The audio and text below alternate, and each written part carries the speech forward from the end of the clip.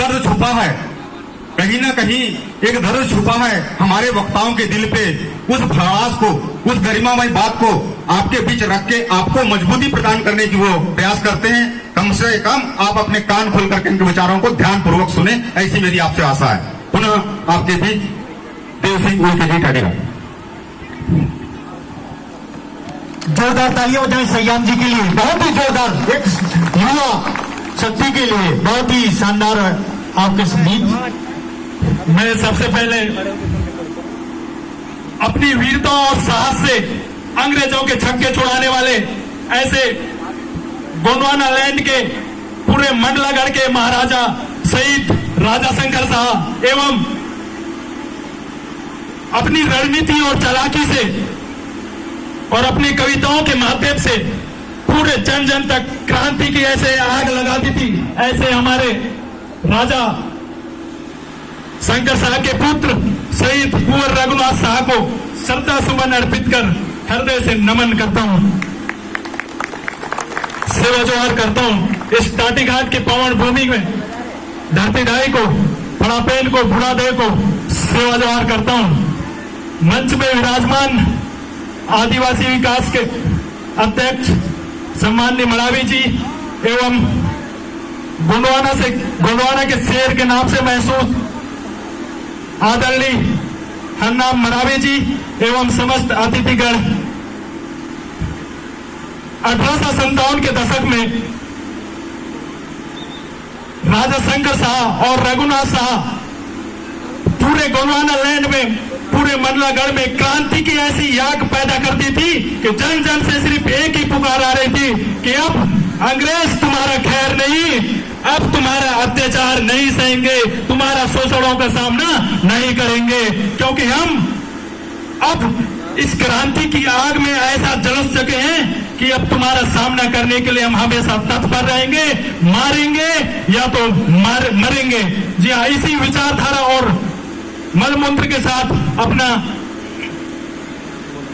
विरोध करते थे, अंग्रेजों को भगाने में सफल रहे थे। फिर भी साला इस देश में कुछ लोगों को लगता है कि मुट्ठी भर लोगों ने देश को आजाद किया है, मुट्ठी भर लोगों ने देश में बलिदान दिए हैं, देश के इतिहास को भुला दिया गया है। 1857 से 1947 तक आदिवासी क्रांतिकारियों ने अपना महत्वपूर्ण योगदान दिया, अपनी बलिदान दिए। एक साथ 100 नहीं, 200 भी नहीं, 300, 400 आदिवासी क्रांतिकारियों को फांसी के फंदे पर लटका दिए जाते थे, लेकिन वो झुकने को तैयार नहीं थे। फिर भी इस आदिवासी इतिहास को भारत देश में मिटा दिया गया है। हमारे देश की युवा पीढ़ी को पता चलना चाहिए कि हमारे आदिवासी क्रांतिकारी, हमारे आदिवासी भाई बहनों जंगलों में रहे, पहाड़ों में रहे, पहनने के लिए कपड़े नहीं थे, खाने के लिए भोजन नहीं था, लेकिन मां भारती की आजादी के लिए बलिदान देने में कभी पीछे नहीं रहे। ये हमारे लिए गौरव की बात है। इनका सम्मान होना चाहिए, इनकी गौरव होना चाहिए।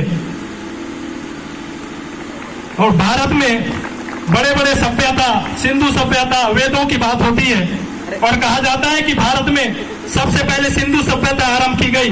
जी हाँ, लेकिन ऐसा बिल्कुल भी नहीं है। भारत में सिंधु सभ्यता के पहले भी, आज से 51,000 साल पहले भारत में आदिवासी गुफाएं सभ्यता आरंभ की गई, आदिवासी जंगल सभ्यता आरंभ की गई। उसके बाद नदियों के किनारे गांव शहर सभ्यता आरंभ की गई। और हम आदिवासी ऐसे पहले व्यक्ति हैं जो इस हिंदुस्तान में, इस भारत देश में पहले सभ्यता आरंभ की जाने वाली पहले नागरिक हैं आदिवासी। यह हमारे लिए बड़ी गौरव की महसूस है।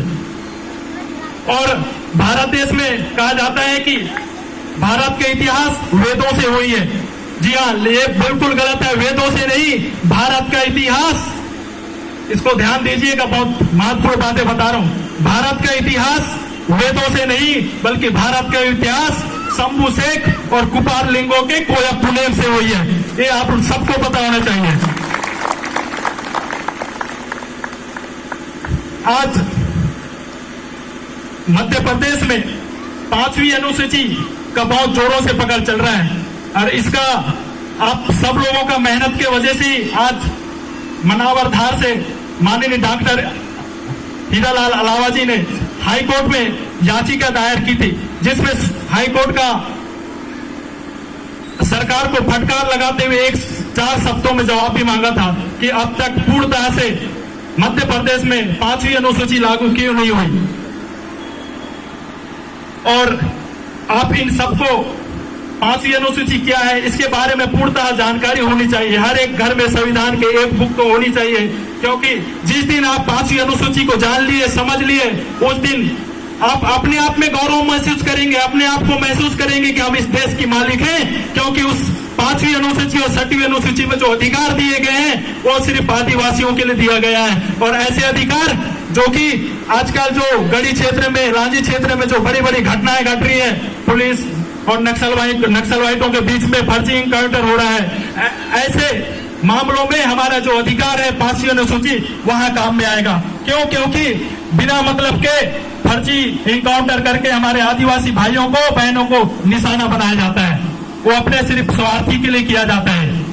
तो ये सबसे बड़ी हमारे लिए महत्वपूर्ण बात है कि आप अपने 5वीं और 6वीं अनुसूची को जितना जल्दी इसका समझें और सरकार से विरोध करें कि अपने यहाँ इसको जल्दी से जल्दी पालन करें। और यहाँ बैठे सभी समाज के सगाजन एवं मातृशक्ति, पितृशक्ति एवं मंचासीर में वक्तागण से मैं एक बात जानना चाहता हूँ और पूछना भी चाहता हूँ। हमारे समाज कितना ही संगठित हो जाए, लेकिन मैं एक चीज से हमेशा असंगठित महसूस कर रहा हूँ, वो ये है कि आज भी प्राय देखा जाता है कि आदिवासी समाज में जो गोंड समाज है, बैगा समाज है, आपस में इन सबके सरनेम एक होते हैं। प्रधान समाज है, इनका सरनेम भी एक होता है, लेकिन आपस में विवाह करने में, शादी करने में इनको दंडित किया जाता है। ऐसा क्यों?